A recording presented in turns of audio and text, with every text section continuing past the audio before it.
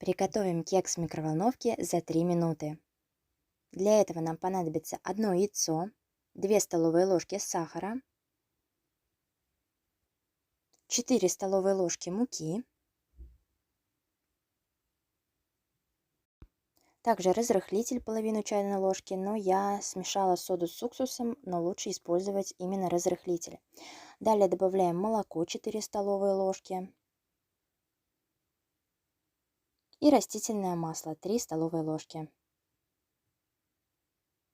Все тщательно перемешиваем